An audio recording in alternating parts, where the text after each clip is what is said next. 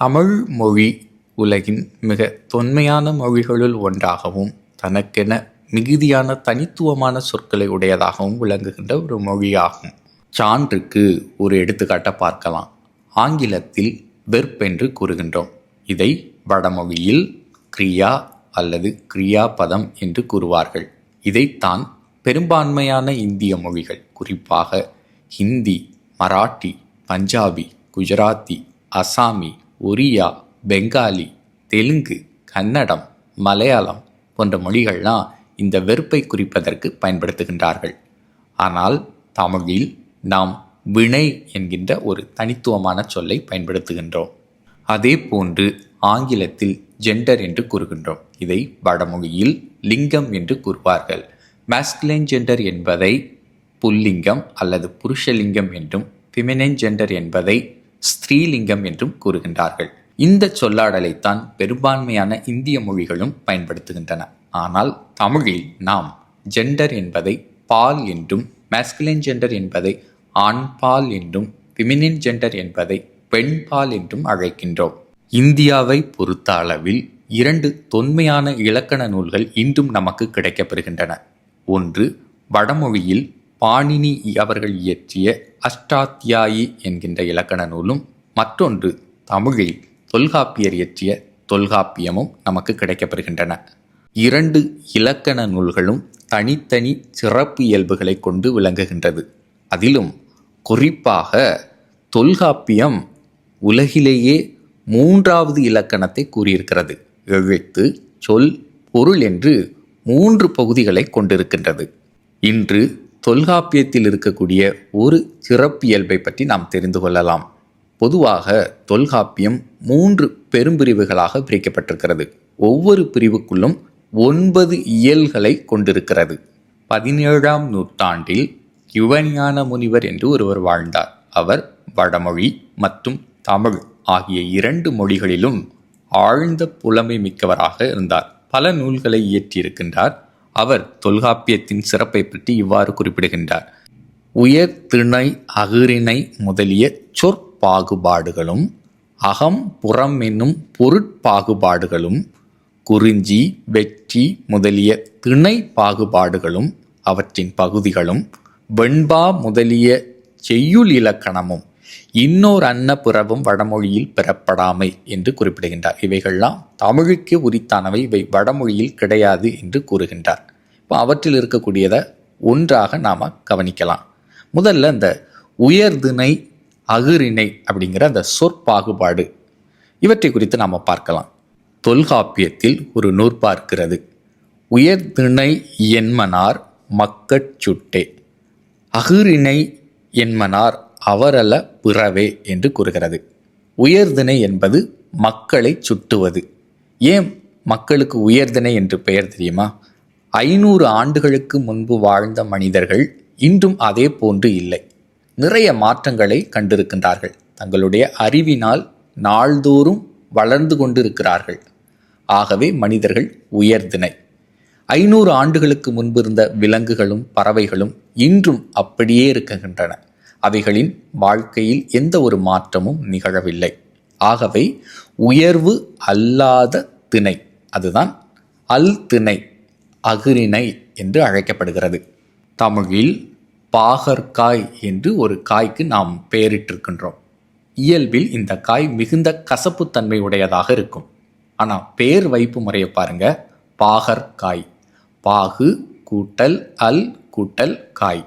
பாகு அப்படின்னா தமிழில் இனிப்பு என்று பொருள். அல் அப்படின்னா அல்லாதது, இல்லாதது. இனிப்பு அல்லாத காய், அதாவது அந்த காய் கசக்கும். ஆனால் நம்மளுடைய பேர் வைப்பு முறையை பாருங்க. இனிப்பு அல்லாத காய், பாகு அல்லாத காய், பாகற்காய். அதுபோன்று உயர்வு அல்லாத திணை, அல் திணை, அதுதான் அகிரிணை என்று மாறுகின்றது. பெயர் வைப்பு முறைகள் கூட மிகவும் நுணுக்கமாக இருக்கின்றது. தமிழில் திணை அப்படின்னா ஒழுக்கம் மற்றும் இனம் என்ற பொருளும் உண்டு. திணை, அதன் கீழ் உயர்திணை, அகிரிணை என்ற அமைப்பு வருகிறது. அதன் கீழ் ஜெண்டர் என்று நாம் ஆங்கிலத்தில் குறிப்பிடுகின்றோம் என்றால் பால் என்கின்ற அமைப்பு முறை வருகிறது. அதன் கீழ் ஆண் பால், பெண் பால் என்ற அப்படி விரிந்து கொண்டு செல்லும். இந்த ஒழுங்குபடுத்தப்பட்ட திணை அமைப்பு முறை தமிழில் மட்டுமே உண்டு. இவை தொல்காப்பியத்தின் 2வது அதிகாரமான சொல்லதிகாரத்தின் முதல் இயலான கிளவியாக்கத்தில் வைக்கப்பட்டிருக்கக்கூடிய நூற்பா. அது என்ன கிளவியாக்கம் அப்படின்னா, தமிழில் கிளவி அப்படின்னா சொல், பேச்சு, மொழி என்று அதற்கு பல பொருள்கள் உண்டு.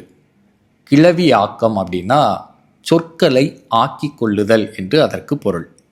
இரட்டை கிளவி என்று நாம் கேள்விப்பட்டிருப்போம். கிளவி அப்படின்னா சொல், இரட்டை கிளவி அப்படின்னா 2 முறை ஒரே சொல் வருவது, அதாவது ஒரே சொல் 2 முறை அடுக்கி வருவது என்று அதற்கு பொருள். குழு குழு என்று தென்றல் வீசியது, மடமடவென்று தண்ணீர் குடித்தான், படபடவென்று நெஞ்சி துடித்தது என்று நாம் கூறுகின்றோம்.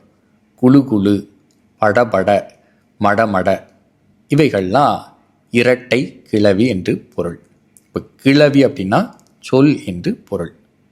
மற்றொரு சான்று அகநானூற்றிலிருந்து பார்க்கலாம். அகநானூற்றில் ஒரு தொடர் இடம்பெறுகிறது. தீம் கிளவி குறுமகள் அப்படின்னு. குறுமகள் அப்படின்னா ஒரு சிறிய பெண், இளையவள் என்று அதற்கு பொருள். தீம் அப்படின்னா இனிய என்று பொருள். தீந்தமிழ் என்று நாம் கூறுகின்றோம், அதாவது இனிய தமிழ் என்று அதற்கு பொருள். அப்படின்னா அழகு என்று அதற்கு பொருள். கிளவி அப்படின்னா சொல், பேச்சு என்று பொருள். அப்போ தீம் கிளவி குறுமகள் அப்படின்னா அழகான இனிய சொற்களை பேசுகின்ற இளையவள் என்று அதற்கு பொருள். என்றதும் எனக்கு நற்றிணையில் இருக்கக்கூடிய ஏற்கனவே நான் பகிர்ந்து கொண்ட ஒரு பாடல் ஒன்றும் நினைவுக்கு வருகிறது. அடுப்பில் நெய் உருக்கி கொண்டிருக்கிறாங்க. அது நல்ல பதத்துக்கு வந்துட்டா அப்படின்னு தெரிந்து கொள்வதற்கு பக்கத்தில் ஒரு கிண்ணத்தில் பால் வைத்திருக்கிறாங்களாம். அந்த பாலில் கையை முக்கி அந்த பாலை அந்த உருகி கொண்டு இருக்கக்கூடிய நெய்யின் மீது அப்படி தெரிப்பார்களாம். அது ஒரு ஒலியை எழுப்புமா. அது போன்று இந்த காட்டுக்கோழியினுடைய குரல் இருக்கிறதாம். ஒரு குறு நறுநை பால் விதித்தன்ன அரிக்குரல் அப்படின்னு வருது. 2வது தொடர் அம்மையும் குறிக்கும், தொல்காப்பியத்தில் வரக்கூடிய ஒரு சொல்லாடலையும் குறிக்கும். அதனுடைய மிடற்று, அதாவது கழுத்தில் பல நுணுக்கமான புள்ளிகள் காணப்படுகின்றதாம். அதை காண்பதற்கு அழகாக இருக்கிறதாம்.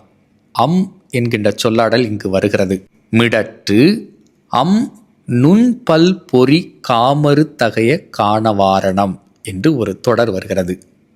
என்பது அழகான நுண்ணிய பல பொறி அப்படின்னா புள்ளிகளை உடைய காணவாரணம் என்று தொடர் வருகிறது. இந்த தொடரில் என்பது அழகை குறிக்கும். அதே போன்று மிடற்று என்கின்ற ஒரு சொல்லாடல் வருகிறது.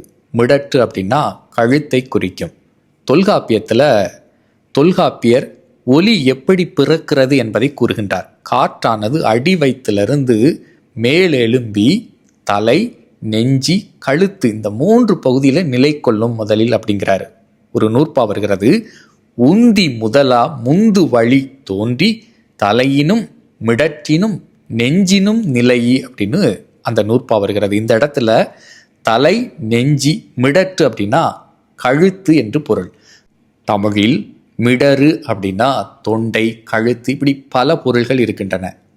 எனக்கு ஒரு அன்பர் கூறியிருந்தார், ஈழத்தமிழர்கள் இன்றும் இந்த மிடர் என்கின்ற சொல்லாடலை பயன்படுத்துகின்றார்களாம். ஒரு மிடரு தண்ணி குடித்துட்டு போ என்று கூறுவார்களாம். அது மட்டுமல்ல, தமிழில் பாவகைகள் நிறைய இருக்கின்றன. வெண்பா, கலிப்பா, வஞ்சிப்பா, ஆசிரியப்பா என்று நாம் கூறுகின்றோம்.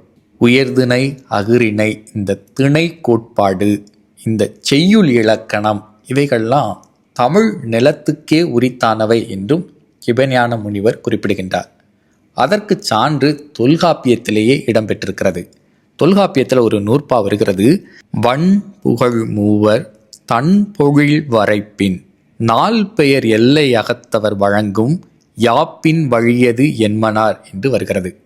அதாவது தமிழ் மூவேந்தர்களுடைய அந்த தமிழ் நிலத்துக்கே உரித்தானவை இவை என்பதை அது பறைசாற்றுகின்றது. இந்த காணொளி உங்களுக்கு விருப்பமான காணொளி அப்படின்னா மற்றவர்களுக்கு பகிர்ந்து கொடுங்க. முதல் முறையாக என்னுடைய சேனலை பார்க்குறீங்க அப்படின்னா அப்படியே பிளேலிஸ்ட்டுக்கு போங்க. நிறைய தலைப்பின் கீழ் பல காணொளிகளை வெளியிட்டிருக்கிறேன். அவற்றை கண்டு பயனடைமாறு அன்போடு கேட்டுக்கொள்கின்றேன். மீண்டும் சந்திப்போம். நன்றி.